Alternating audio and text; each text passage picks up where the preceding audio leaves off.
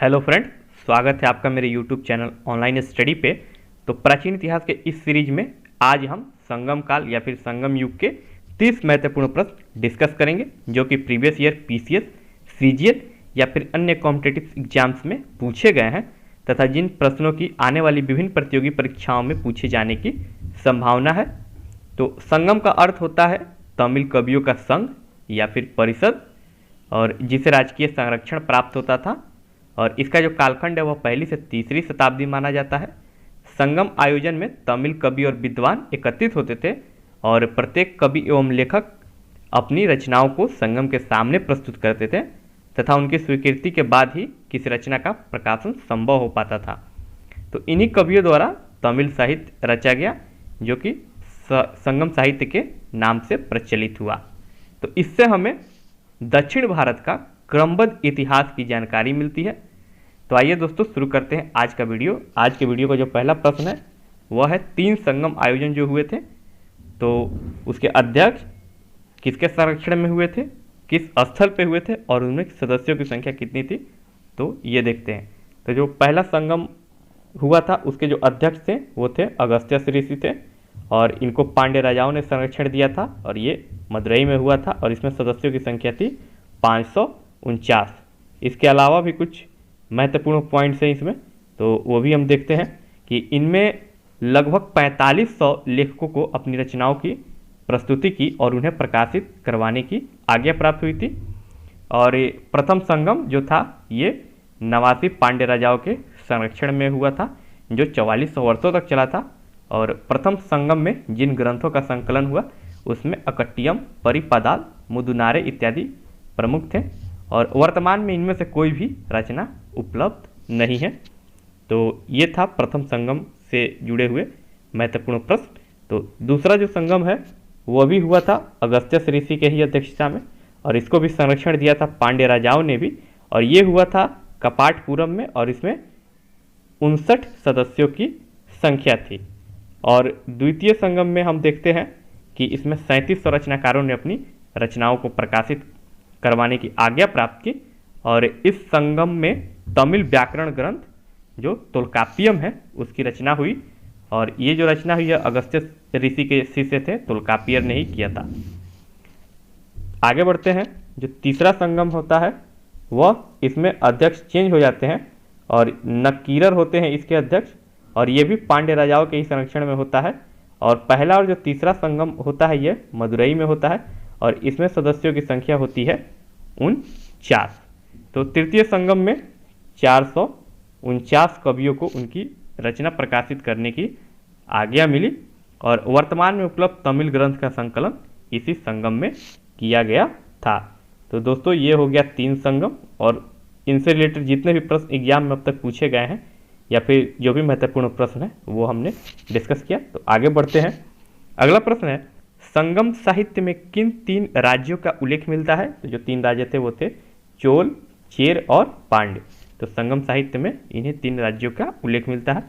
अगला प्रश्न है संगम काल के 3 राज्यों में सर्वाधिक शक्तिशाली राज्य कौन सा था। तो इसका जो सही आंसर होगा वो होगा चोल राज्य, जिसको चोल मंडलम या फिर कोरोमंडल के नाम से भी जाना जाता था। अगला प्रश्न है चोल शासकों का राजकीय चिन्ह क्या था। तो जो इसका सही आंसर होगा इनका जो राजकीय चिन्ह था वो बाघ था। अगला प्रश्न है संगमकालीन चोल शासकों में सबसे प्रतापी शासक कौन था। तो जो इसका सही आंसर होगा करिकाल और 190 ईस्वी के आसपास इसका शासनकाल माना जाता है। और करिकाल ने उद्योग धंधों तथा कृषि की उन्नति में विशेष रुचि ली थी और इसने जंगलों को कृषि योग्य भूमि में परिवर्तित करवाया था। अनेक तालाब भी खुदवाए थे इसने। और करिकाल के पश्चात चोलों की शक्ति निर्बल पड़ने लगी और लगभग तीसरी शताब्दी में तक हम देखते हैं कि चोलों का अंत हो गया।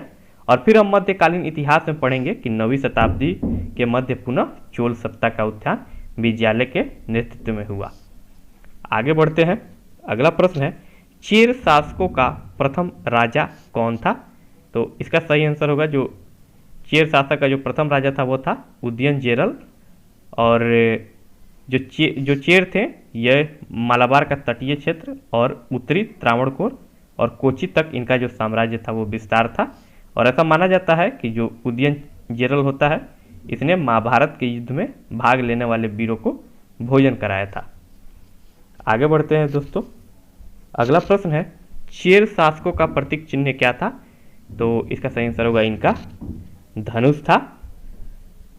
अगला प्रश्न है, किस प्रसिद्ध चेर शासक को लाल चेर के उपनाम से भी जाना जाता है?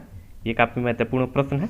तो इसका सही आंसर होगा सेनगुटवन, जो कि 180 ईस्वी के आसपास इसका शासनकाल होता है और इसे ही लाल चेर के नाम से जाना जाता है। यह एक वीर योद्धा और सेना नायक था।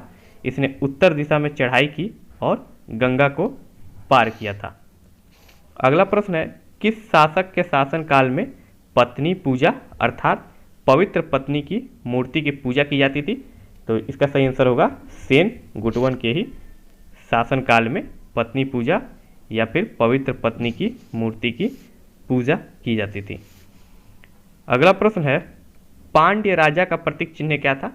तो इसका जो सही आंसर होगा वो कार्प था। और कार्प क्या होता था? तो एक प्रकार की मछली होती थी। तो आप मछली ही याद कीजिए। अगर हम दक्षिण भारत देखते हैं, ये दक्षिण भारत होता है, तो यहाँ पर था चेरों का शासन और इनका जो प्रतीक चिन्ह था वो था तीर।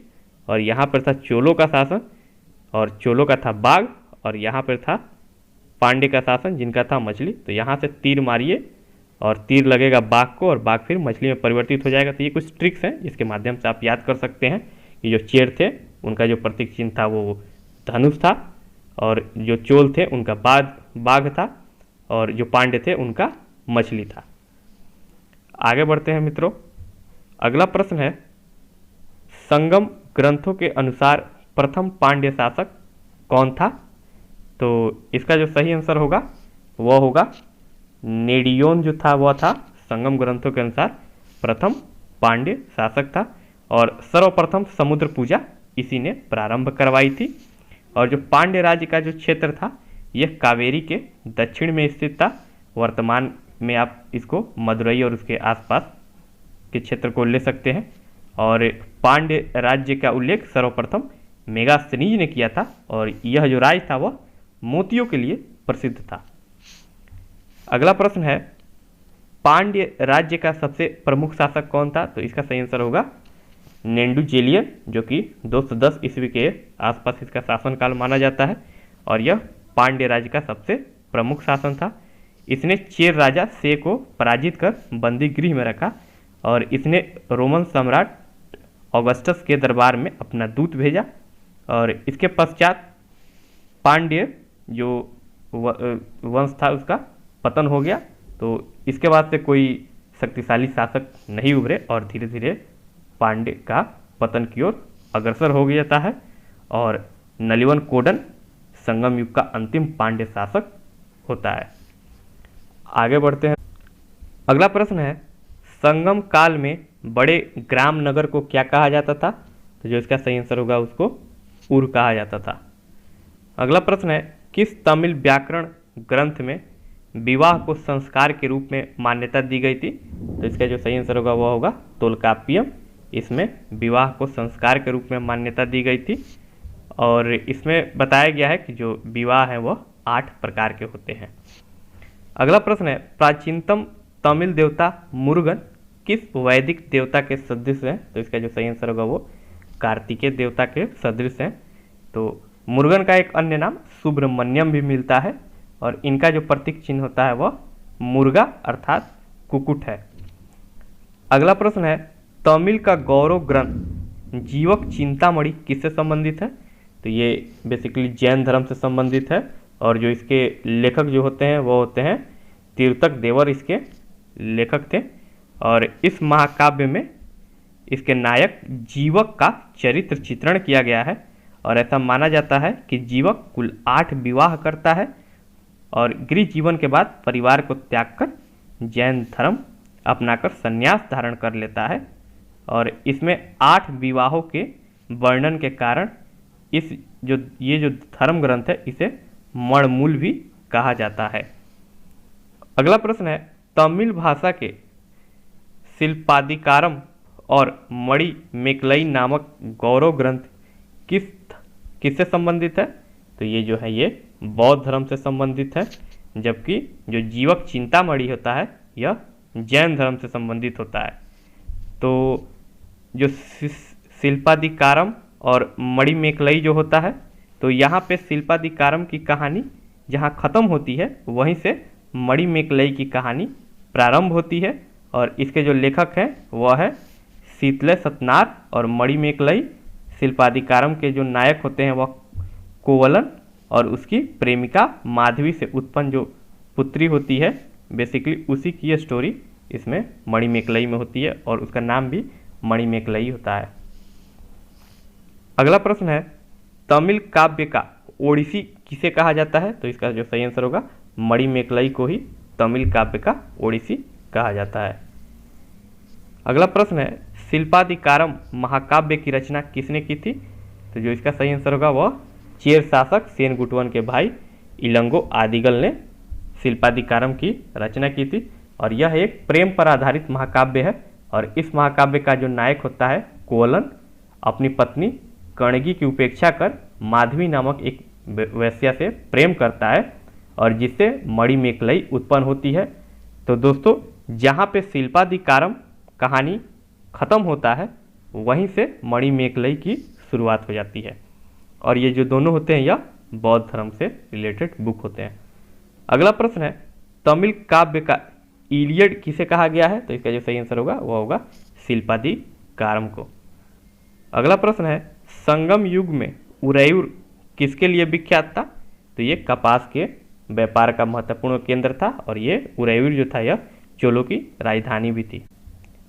अगला प्रश्न है, किसने उल्लेख किया है कि नंदों ने अपना कुछ गंगा की धारा में छिपा रखा था? तो मामुल्लार ने उल्लेख किया है कि नंदों ने अपना जो कुछ थोड़ा धन था वह गंगा की धारा में छिपा रखा था। अगला प्रश्न है, धार्मिक कविताओं का संकलन कुरल किस भाषा में है? तो ये तमिल भाषा में है। अगला प्रश्न है, तिरुवल्लुवर की रचना कुरल या फिर इसी को मुहपाल भी कहते हैं को क्या कहा जाता है? तो ये तमिल भूमि का बाइबल होता है। अगला प्रश्न है, किस संगम युगीन राज्य के संरक्षण में 3 संगमों का आयोजन किया गया था? तो ये हमने पहले प्रश्न में भी डिस्कस किया। पांड्य राज्यों के उन्हीं के संरक्षण में जो पांड्य शासक होते हैं जो 3 संगम होता है तो उनका आयोजन किया गया था। अगला प्रश्न है, किस ऋषि के बारे में कहा जाता है कि उन्होंने दक्षिण भारत का आर्यकरण किया और उन्हें आर्य बनाया? तो ये थे अगस्त्यस ऋषि थे, जिनको पहला और जो दूसरा संगम हुआ था यह इन्हीं की अध्यक्षता में हुआ था और इन्हीं को कहा जाता है कि इन्होंने दक्षिण भारत का आर्यकरण किया। अगला प्रश्न है, पूहर या फिर कावेरी पट्टनम की स्थापना किसने की थी? तो करिकाल ने की थी। तो हम जानते हैं कि यह चोलों की का प्रमुख शासक था और यह चोलों की तटीय राजधानी थी, पूहर या फिर कावेरी पट्टनम। अगला प्रश्न है, मुजरिस किस राज्य का प्रमुख बंदरगाह था? तो ये चेर राज्य का प्रमुख बंदरगाह था। अगला प्रश्न है, संगमकालीन मछुआरे तथा तटवर्ती क्षेत्र के लोग किस देवता की पूजा करते थे? तो ये वरुण देवता की पूजा करते थे। और आज के वीडियो का जो अंतिम प्रश्न है वह है, चेचक होने पर संगमकालीन लोग किसकी पूजा करते थे? तो मरियम्मा की पूजा करते थे और इन्हीं को शीतला माता भी कहा जाता था। तो आज का वीडियो यहीं पे समाप्त होता है और इस वीडियो में हमने संगम युग के 30 महत्वपूर्ण प्रश्न डिस्कस किए। तो उम्मीद है आज का वीडियो आपको अच्छा लगा होगा। तो कमेंट करके बताएं आज का वीडियो आपको कैसा लगा। इससे पहले भी हमारे जितने भी वीडियो अपलोड हो चुके हैं प्राचीन इतिहास के, अगर उन वीडियो को आपने अभी तक नहीं देखा है तो प्लेलिस्ट में जाकर चेक कीजिए या फिर डिस्क्रिप्शन में भी उन वीडियोज़ का लिंक दे दिया गया है। तो अगर यह वीडियो आपको अच्छा लगा है तो चैनल को लाइक करें, दोस्तों में शेयर करें और जी हाँ, सब्सक्राइब जरूर करें ताकि हमारा आने वाला जितना भी वीडियो हो वो आपको आसानी से प्राप्त हो सके। तो पूरा वीडियो देखने के लिए आपका बहुत बहुत धन्यवाद।